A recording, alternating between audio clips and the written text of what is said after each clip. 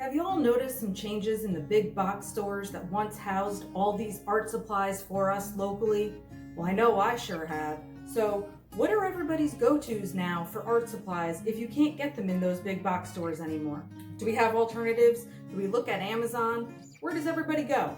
So if you've experienced anything similar to what I've experienced, when one of the major big box stores that was selling our art supplies went out of business, that left another major one here. Well, the other major one, I don't really know. I don't like the changes that they're making, especially now, 2021, post-COVID. Whatever the reason is, they lost that bit of competition, and I feel like they've also lost their edge. So I have turned somewhere else for my art supplies. I had used them in the past anyway. Well, now they're my main go-to. I'm not going to keep waiting around for these big sales to come about that are going to help me to buy my art supplies. I'm going to go somewhere who seems to have a little bit lower prices overall anyway, and then you can still find special deals, clearance sales, and all that. So where am I going? Blick Art Materials.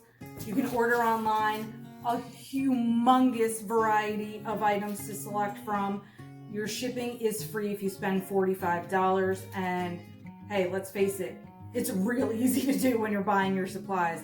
And if you don't feel like it's that easy to do, save up and make one big order and go from there. So I just wanted to share with you some of the things that I have gotten recently. It's a little like Christmas before Christmas for me because I am buying a lot kind of for myself, which is exciting, but of course it's going into work and making more money anyway. So I just wanted to share with you what I was able to find. You've probably heard me say this before, but my most favorite kind of paint going for my acrylics are Liquitex heavy body acrylics. And if you're busy like I am right now, a lot of your acrylic paints or paint tubes probably look a little like this. They're empty, right? It's time to buy a big haul, time to get a lot of stuff. So let's see what I did get by way of my paints. Okay, emerald green, light blue permanent, neutral gray. So one of the things I always used to do, and let's see if I have an example around here near me now. I have an example, hold on.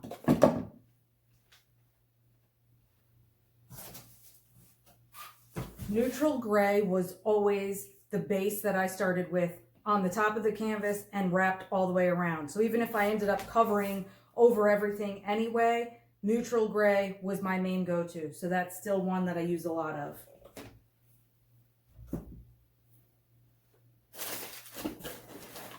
Let's see what else.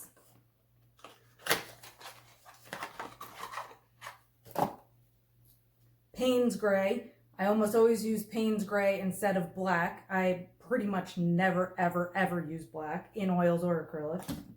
Brilliant blue. So I got some blues and some greens. I bet that's not surprising since most of my work is coastal in nature. Burnt umber, yes, necessity. And if you've been following any of my work at all, you know I'm painting piers like crazy. Piers like this one. This is Sunset Beach, North Carolina. So burnt umber comes in real handy when I got all my dark spots and shadows to put into the pier. I really need red. So again, if you follow any of my work at all currently, you know that now I am undercoating all of my canvases with red. So to bring back my pier example, I have red undercoats all the time. And again, I'm covering over it most of the time anyway, but this is a great example of something I use all the time. Hence the bigger one.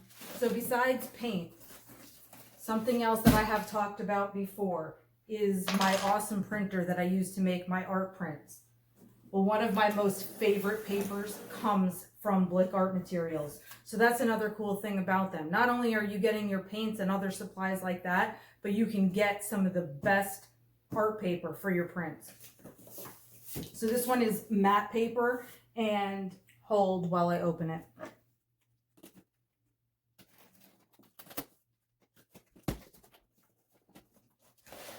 So this paper, I use 13 by 19 inches, which is Super B, and this is an archival ink paper.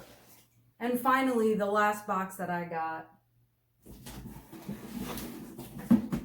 had in it some canvases. There was a noticeable weight difference in the 16 by 20 inch canvas that I got from Blick. It was their premier canvas versus the 16 by 20 inch from my box store. So I'm just going to go ahead and weigh both of them to actually see what the difference is between them.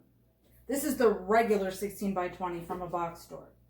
And of course, I have a mail scale because, you know, I ship stuff.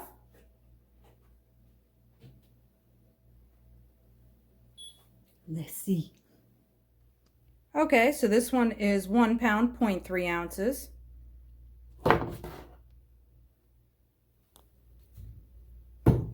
Now this one is the Blick Premier, so let's see the weight of this one.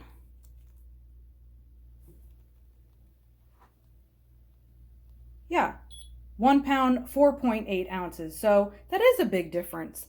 That just makes me feel like the quality of the Blick one is better. Even if that's not true, that's how I feel. Just to compare the backs of the canvases real quick, so you can see the Blick is on the left. They're similar. Definitely the wooden frame is thicker on the Blick. So I guess that right there is the weight difference. So just a reminder, this is the printer that I have for my art prints. This is the paper that I'm talking about that I just ordered. And this is an example of one of the prints that came of it. So like I said, the selection is large. I would be amazed if you couldn't find something that you were looking for there. The shipping, $49 to place your order and get free shipping, not a big deal. Maybe it's not always 2-day shipping like we're used to with some other places for free, but look, it is worth it to me. That's where I'm going. I wanted to share it with you in case it's helpful to you. And like I said, the quality of what I'm getting is great, so no complaints there either. So let me know where you're shopping and what are your alternatives to some of those big box stores. Thanks so much for watching. I'm Nicole Roggeman. Take care.